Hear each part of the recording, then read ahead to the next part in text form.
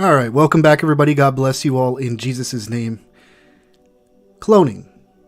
I get a lot of comments on the back end about how a lot of the celebrities that we cover throwing up a lot of the occult secret society symbolism are in fact clones.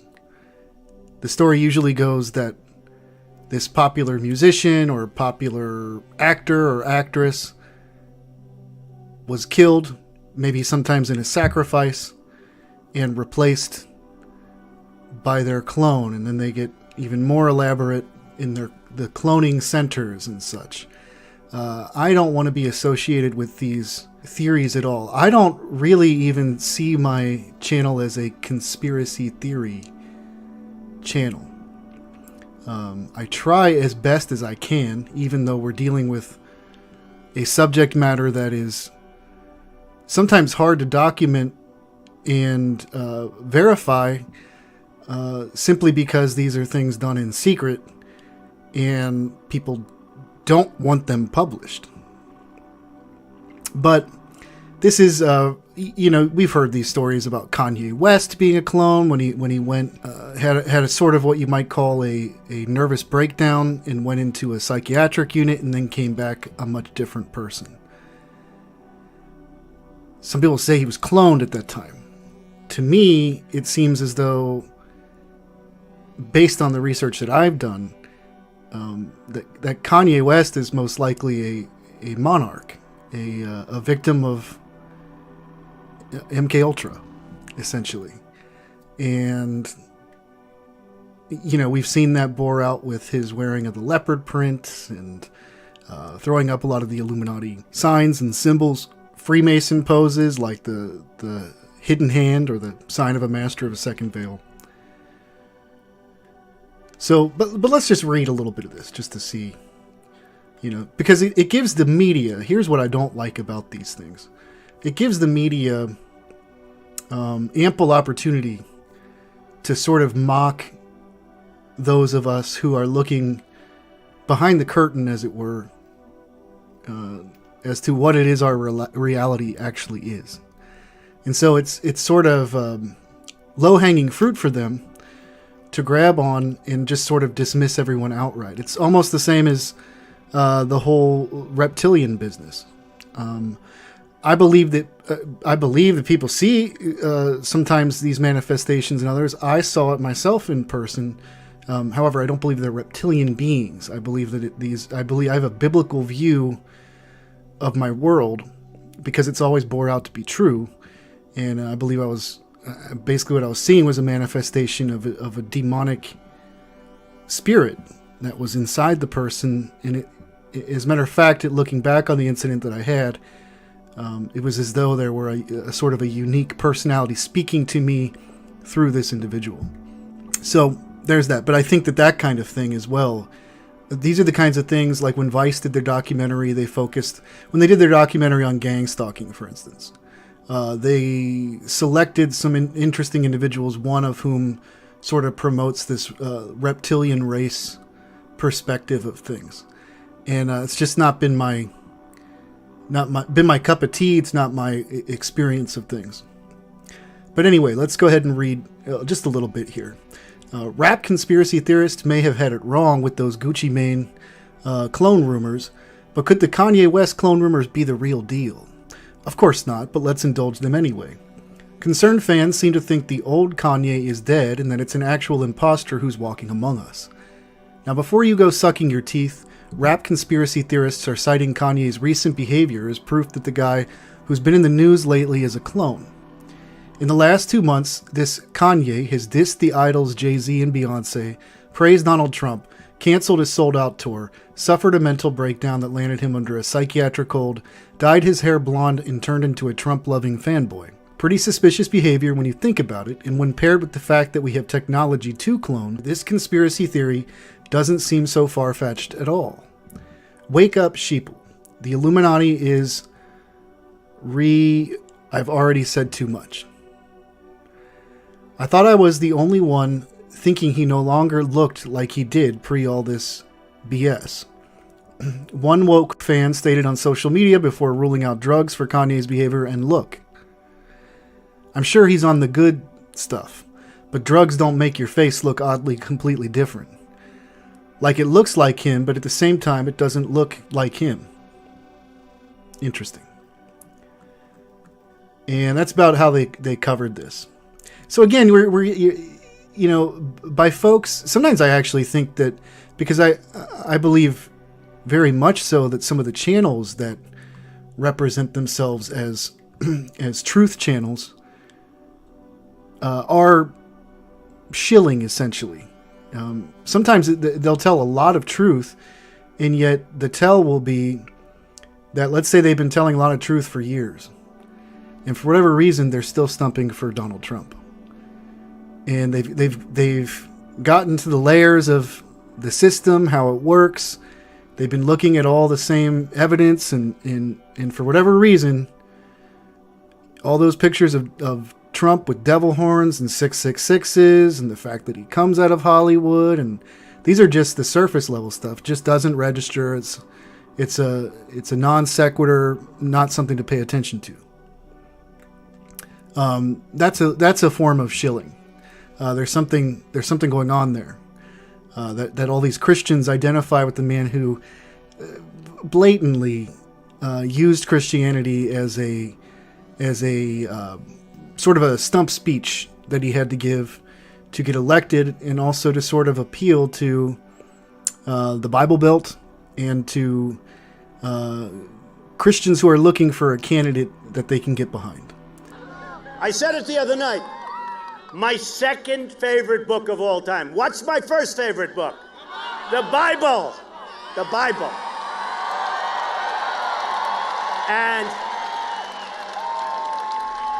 as much as I love The Art of the Deal, it's not even close. We take the Bible all the way, right? Okay, thanks. So there's that. Everybody says that he's changed all these different things. He's gone after all these people. I just don't see it. I don't see it. I see them leaving comments about that. I see them talking about it a lot, but I just don't see the on the ground. As a matter of fact, if anything, I see my world's really wicked and evil, and it's getting really bad. And so that's kind of, the two are in conflict with one another. I think we'd know if things were starting to get cleaned up. And if they did start getting cleaned up, I know God Almighty can make anything happen. But there's a very good chance that it wouldn't even be a chance that those who do not want those things divulged would take every opportunity and effort to silence it. Here's another article. This one's about Avril Lavigne. Fans think Avril Lavigne died and was replaced by a clone named Melissa. A rumor that the Canadian singer had been replaced by a lookalike resurfaced on Twitter last week, but she is not the first artist to be subject to such speculation. Did you know Avril Lavigne was replaced by a lookalike named Melissa in 2003? At least, that's what the internet would have had you believe. The old conspiracy theory that Lavigne was cloned resurfaced on Twitter over the weekend, but it has been bandied about the internet since 2005 and is thought to have originated on a Brazilian fan page. The theory claims Lavigne, struggling with fame at the beginning of her career, began using a body double named Melissa. At some point, the real Lavigne is said to have died, so the record company replaced her with Melissa full-time. Proof has included Lavigne's red carpet shots.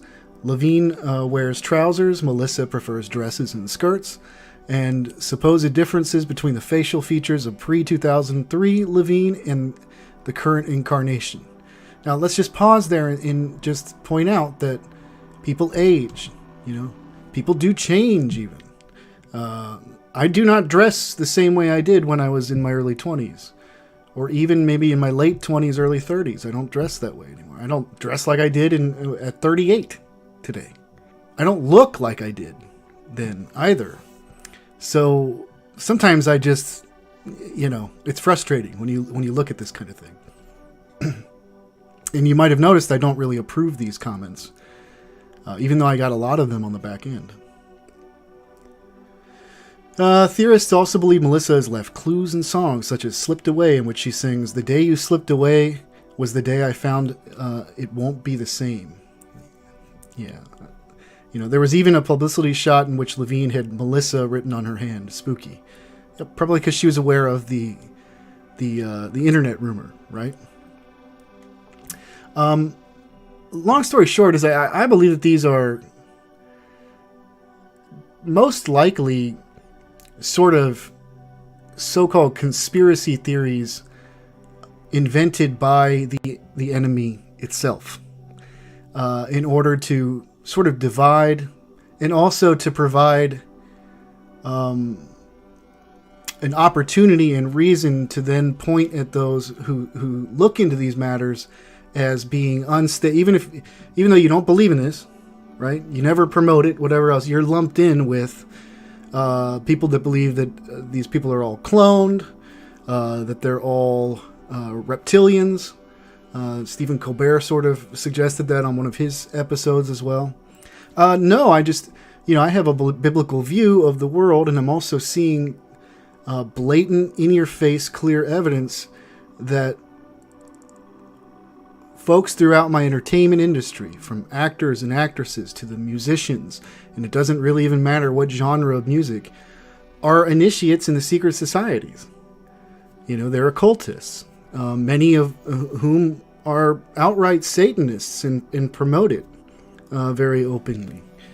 You got deceivers, wolves who are pretending to be Christians, who make Christian music or who act in Christian movies as well, and then they sort of go with that image.